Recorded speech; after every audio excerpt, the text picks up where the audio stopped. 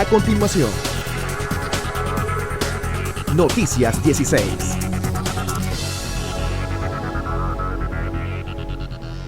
N16, el canal de la noticia, te mantiene informado.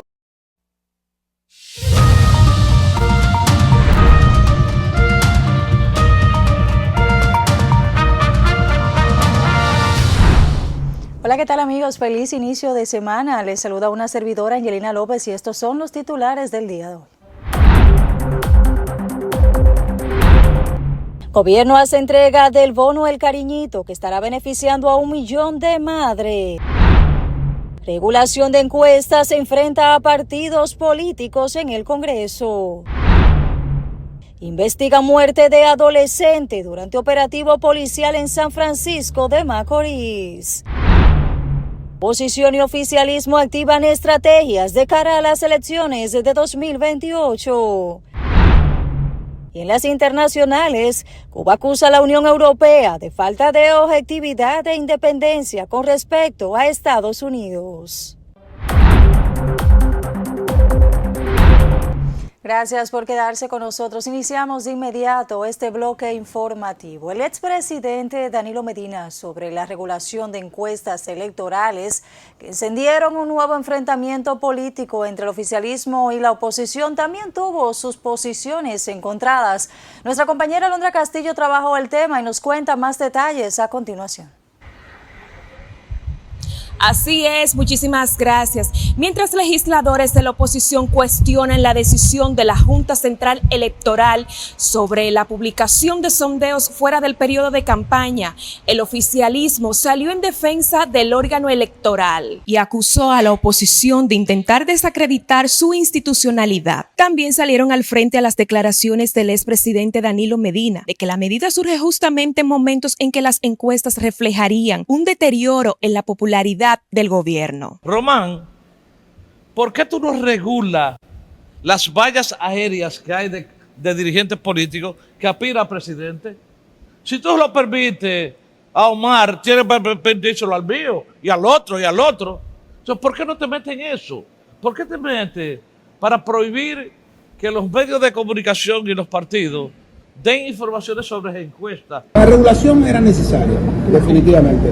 Ahora bien, el momento que se hace, al parecer, el gobierno no ha estado ajeno. Sin embargo, desde el oficialismo calificaron las declaraciones del exmandatario como inapropiadas y advirtieron que este tipo de señalamientos afectan la credibilidad y la institucionalidad de la Junta Central Electoral. Desacertada totalmente, inapropiada para alguien como él.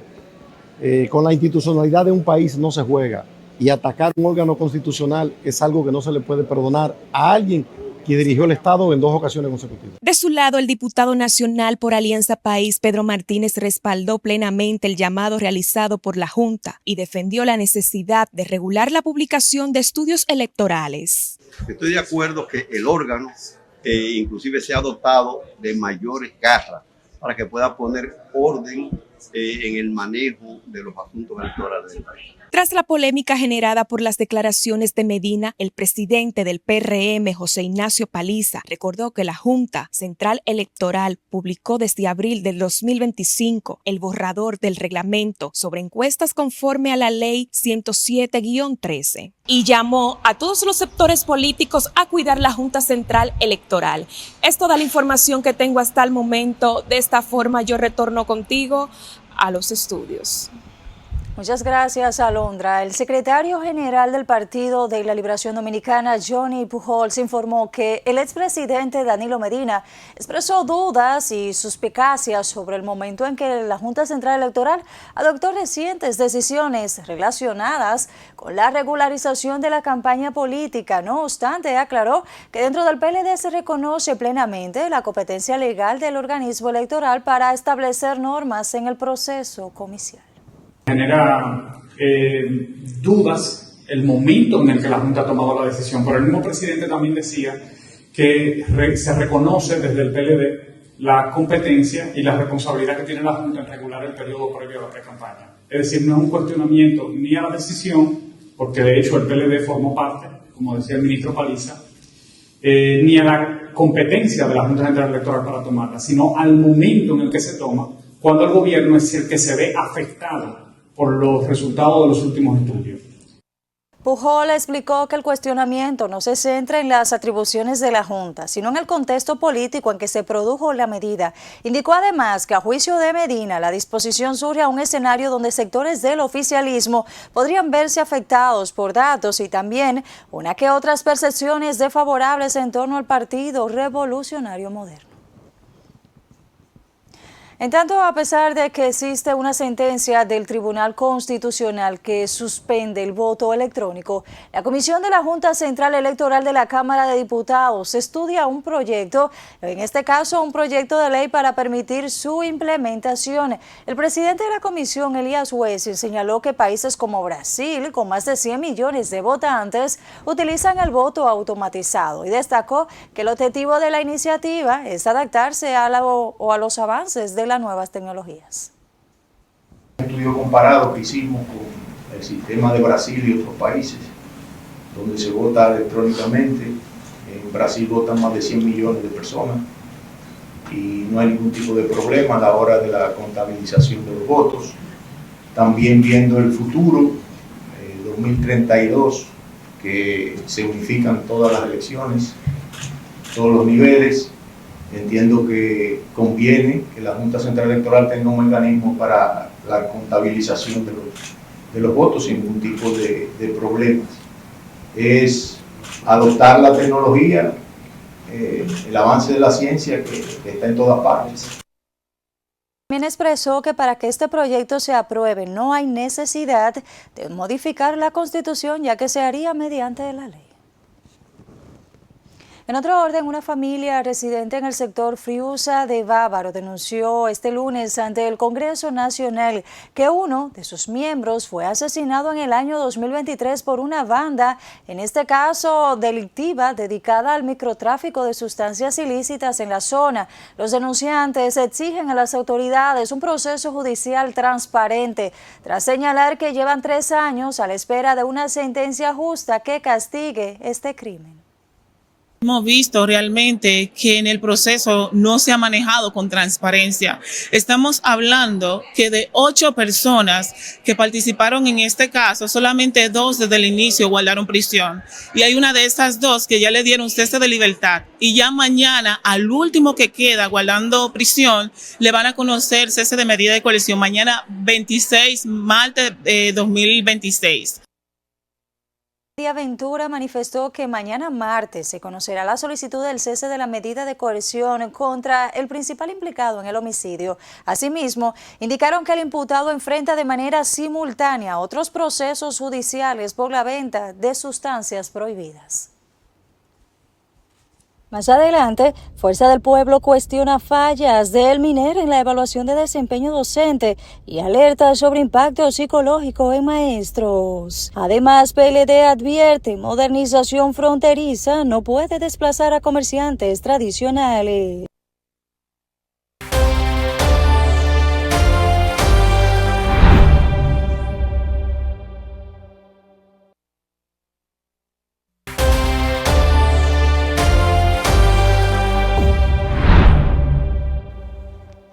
Gracias por quedarse con nosotros. El Ministerio Público solicitó la imposición de prisión preventiva como medida de coerción para un hombre que agredió físicamente y también verbalmente a un conductor del transporte estudiantil del Ministerio de Educación. El hecho ocurrió en el Café de Herrera en Santo Domingo Este. La instancia presentada por la fiscal Angelina Vicioso indica que el hecho ocurrió aproximadamente a las 7:30 de la mañana del pasado 21 de mayo, cuando el chofer del transporte escolar llevaba a bordo varios estudiantes que presenciaron el momento que el imputado, luego de un roce del vehículo, inició una discusión con el conductor y de inmediato lo golpeó en el rostro, causándole varias heridas. En otro orden, el presidente Luis Abinader y también la directora general del programa Supérate, Gloria Reyes, encabezaron un encuentro tipo almuerzo con más de 600 madres para dar inicio formalmente a la entrega del Bono Madre 2026, conocido como El Cariñito. Esta iniciativa gubernamental estará impactando a 1 millón de madres dominicanas. Durante la actividad, celebrada en la ocasión del Día de las Madres, las beneficiarias expresaron su agradecimiento al mandatario, destacando que este incentivo les permitirá suplir diversas necesidades en sus hogares. Ustedes como madres son el soporte de toda una sociedad. Ustedes han cargado con la educación de sus hijos y de sus hijas. Ustedes han sido ese soporte económico, espiritual, social, familiar y sobre todo de amor. Invertirlo en algo necesario para mis hijos en mi casa. Pienso hacerle una bichuelita a mis hijos porque no se la hice en Semana Santa. Comer, alimentar con ese dinero. Dice feliz, feliz, feliz, porque eso nunca se había visto. De la cuarta edición de El Cariñito, un aporte económico de un pago único y de libre disposición por un monto de 1.500 pesos que el gobierno dominicano, a través de Supérate, destina para apoyar a madres dominicanas en ocasión del Día de las Madres. En otro orden, el economista Apolinar Veloz afirmó que el gobierno no puede reducir los subsidios debido a que los utiliza como mecanismo clientelista para asegurar votos. Asimismo, sostuvo que esa es la principal razón por la que las autoridades no se abocan a una reforma fiscal. Que si hay que hacer algún tipo de ajuste, ese ajuste del gasto corriente no lo puede hacer por problemas políticos, por problemas sociales. No puede reducir los salarios. No puede votar gente, no puede reducir los subsidios, porque de ahí depende la propaganda política y, digamos, el compromiso del voto de la gente que recibe eso. Y efectivamente eso, digamos, coloca muy cuesta arriba el hecho de que el gobierno pueda tener cierta flexibilidad en la política fiscal dominicana. Obviamente, él no quiere hacer una reforma fiscal que toque las exenciones fiscales ni la evasión, porque esa misma gente es que le financia las campañas políticas a los partidos. Entonces, los partidos, el gobierno no puede tomar una decisión que justamente perjudique a quienes le financia su campaña política. Por eso es que cada gobierno que sube aquí, financiado de esa manera, es un preso de confianza del sector privado. Lo que sostenemos es que no debemos confundir subsidio con sacrificio fiscal. El gobierno puede que esté haciendo sacrificio fiscal, pero subsidiando no. En el caso específico del GLP hay un cargo que se incluye en el precio de paridad de importación, que lo que estamos sugiriendo es que se elimine. De hecho, eso se había hablado desde el 2019, o sea, no es de ahora.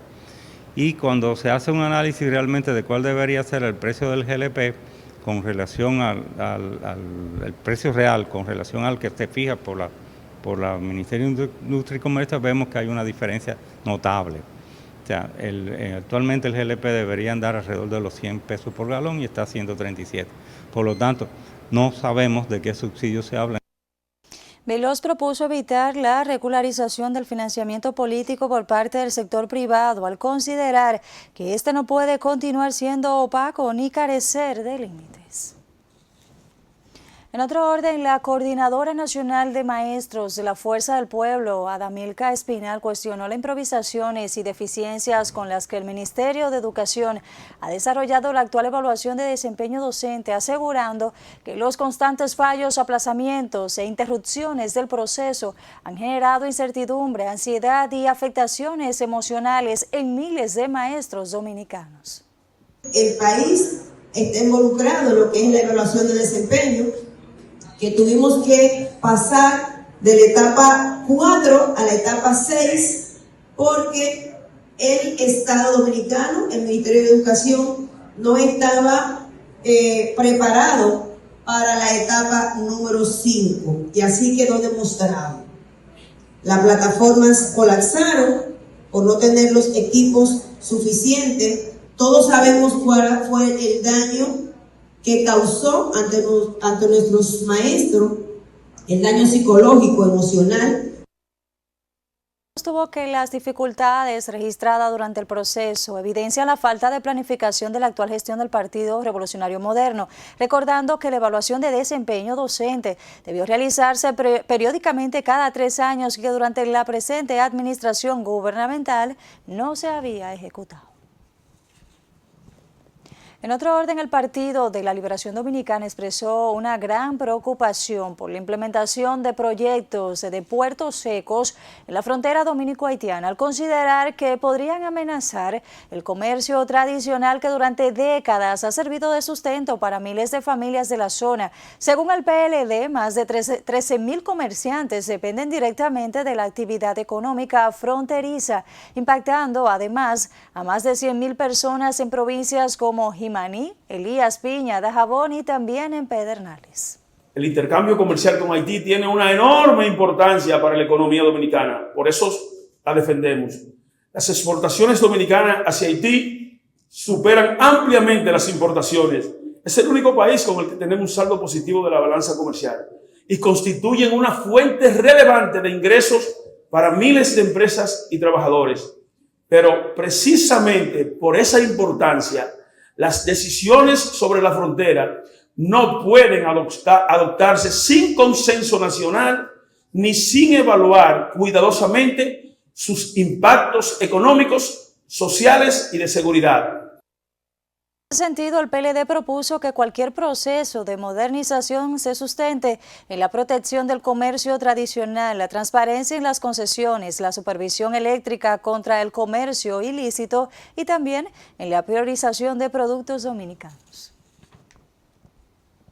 En otro orden, las autoridades se encuentran investigando la muerte de un adolescente que falleció tras caer de la motocicleta en la que se desplazaba. Esto ocurrió mientras la joven, en este caso, se desplazaba y allí unidad mixta de la Policía Nacional y el Ejército intentaban detenerlo en marcha en un hecho ocurrido en San Francisco de Macorís. La víctima fue identificada como Ángel Manuel Luna, cuyo fallecimiento es investigado por las autoridades judiciales y también por las policías de la provincia de Duarte.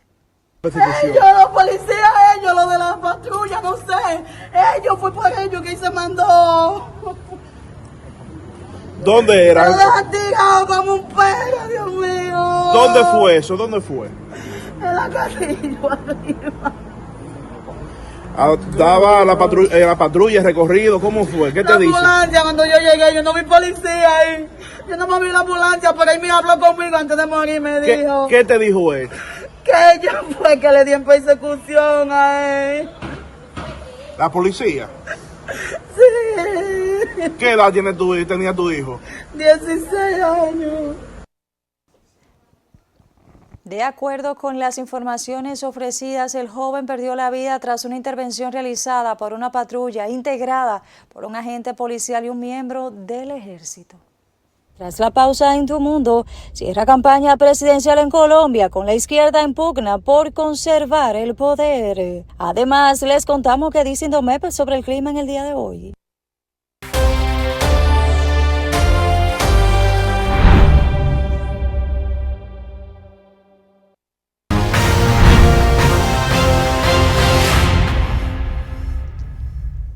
Gracias por quedarse con nosotros y nos embarcamos de inmediato en nuestro acostumbrado recorrido internacional. La campaña para las elecciones presidenciales del 31 de mayo en Colombia cerró con la izquierda amenazada de perder el poder frente a la derecha conservadora en medio de una gran crisis de violencia. Nuestros colegas de AFP en Español trabajaron la historia y nos comparten los detalles a continuación. Los candidatos a la presidencia de Colombia cerraron el domingo su campaña para las elecciones del 31 de mayo. El senador izquierdista Iván Cepeda, favorito en las encuestas, realizó un acto multitudinario en Barranquilla, donde prometió ampliar la inversión en asuntos sociales para poner al Estado al servicio de los excluidos. Todos podemos ganar, todos podemos crecer juntos.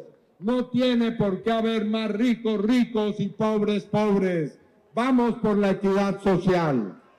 Los sondeos prevén un balotaje el 21 de julio entre Cepeda y Abelardo de la Espriella, un abogado millonario de derecha cuya principal bandera es la mano dura contra los grupos armados ilegales.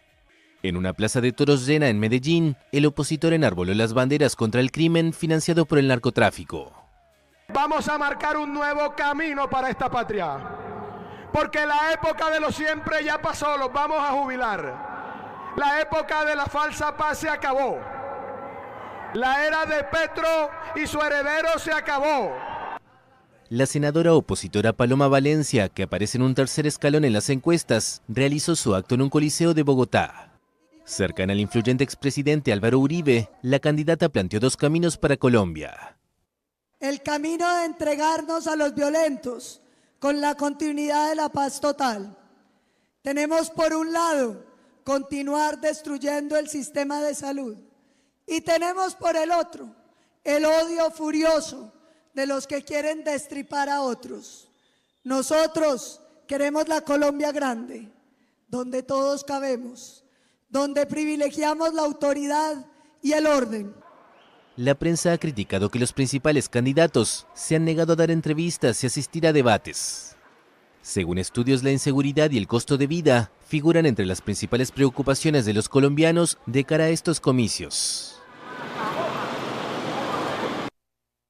En tanto, Donald Trump modera las expectativas de un acuerdo inminente con Irán para poner fin, por fin, a la guerra en Oriente Medio, pese a que ambas partes reportaron progresos en las negociaciones. A continuación, veamos la historia.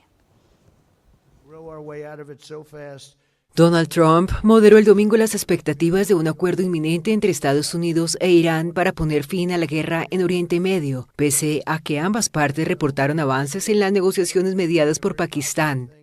Las negociaciones avanzan de manera ordenada y constructiva, y he informado a mis representantes que no se apresuren a cerrar un acuerdo, ya que el tiempo juega a nuestro favor. El bloqueo permanecerá en pleno vigor y efecto hasta que se alcance, certifique y firme un acuerdo. Ambas partes deben tomarse su tiempo y hacerlo bien. No puede haber errores, afirmó Trump en su red Truth Social.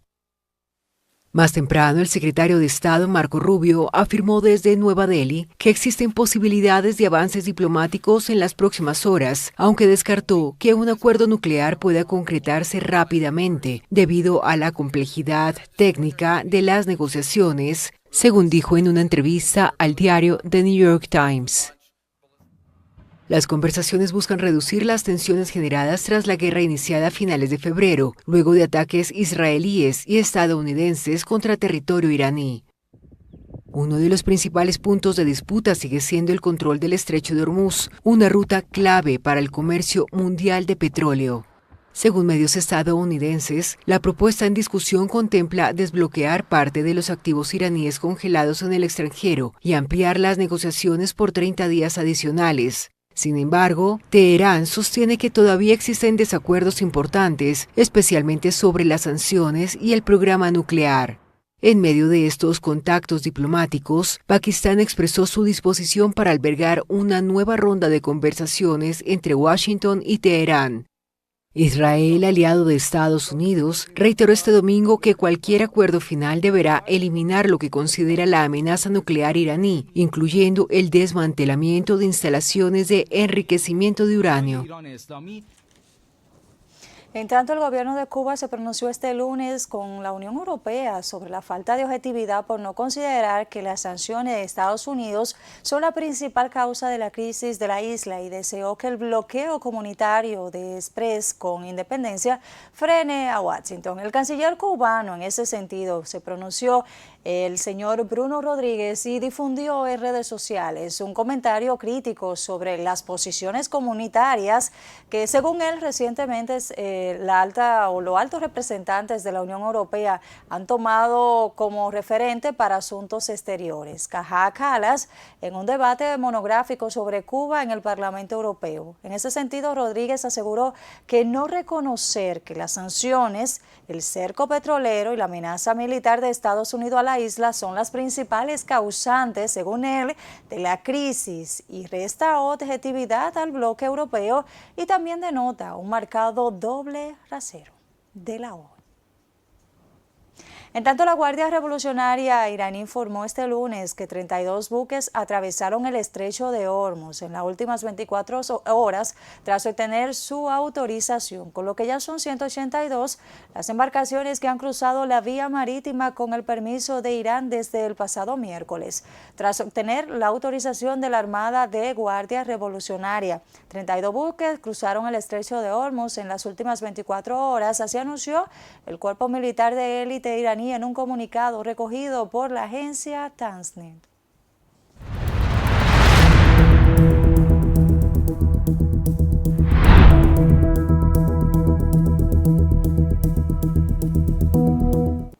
Bueno, y ya en el plano local para este lunes, la incidencia de una vaguada y el arrastre del viento continuarán generando lluvias y aguaceros en distintas provincias del país, mientras el Instituto Dominicano de Meteorología mantiene varios niveles de alerta y aviso ante posibles inundaciones urbanas y crecidas de ríos, arroyos y cañadas. Durante las horas de la mañana se estarán produciendo lluvias pasajeras entre débiles y moderadas sobre provincias tales como la Altagracia, la Romana, también San Pedro de Macorís, Santo Domingo, San Cristóbal, Duarte, Samaná, entre otras cercanas. En el transcurso de esta tarde, la combinación de esta vaguada con los efectos locales estará incrementando dichas lluvias y tendremos aguaceros locales con posibles tronadas y ráfagas de viento en ocasiones hacia provincias de La Vega, Monseñor Noel, también para lo que es Monteplata, María Trinidad Sánchez y algunos sectores aislados del Gran Santo Domingo. En ese sentido, pues la alerta también dice que, o en este caso el Lindomet, alerta a los organismos a mantenerse vigilantes al sistema atmosférico. Al volver en los deportes, Fernando Tatis Jr. pierde batalla legal y enfrenta millonario pago. Y en el mundo del arte, comunicadores buscan obtener like y no informan a la ciudadanía.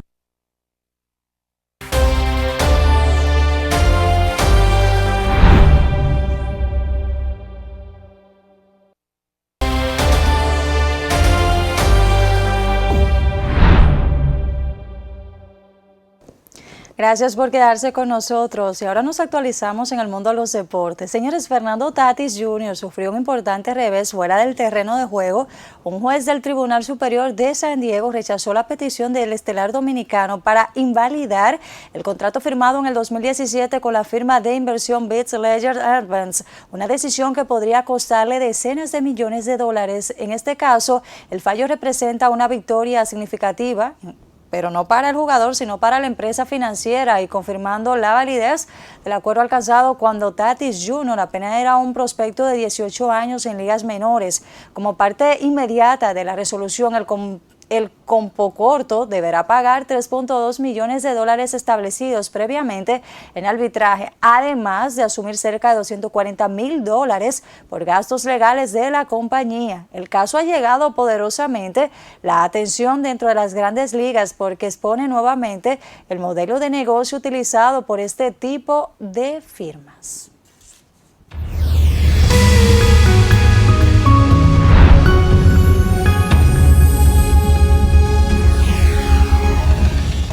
Y en el mundo de la salud, la Organización Mundial de la Salud elevó las muertes sospechosas por el brote del ébola en el Congo.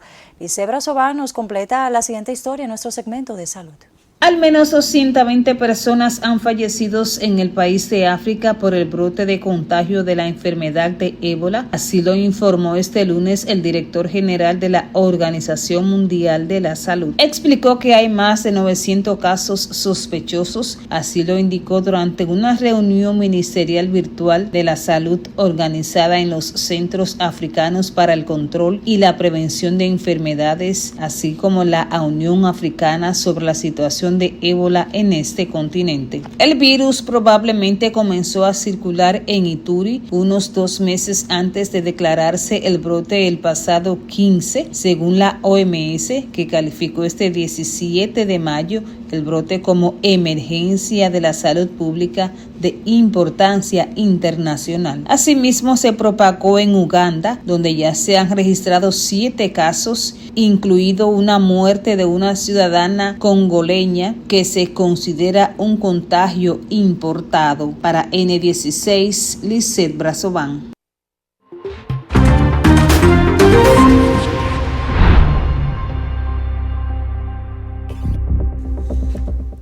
Y en el mundo del espectáculo, la comunicadora Georgina Duluc habló de los cambios que ha tenido los medios de comunicación y la gran diferencia entre cuando ella inició y en la actualidad.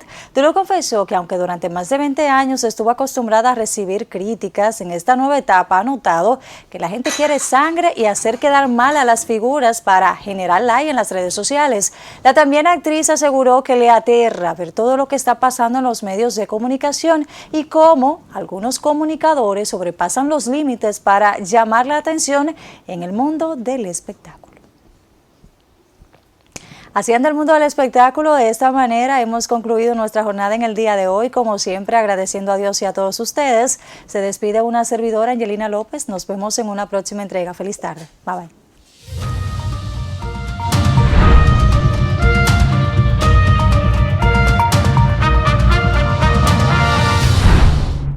N16, el canal de la noticia, te mantiene informado.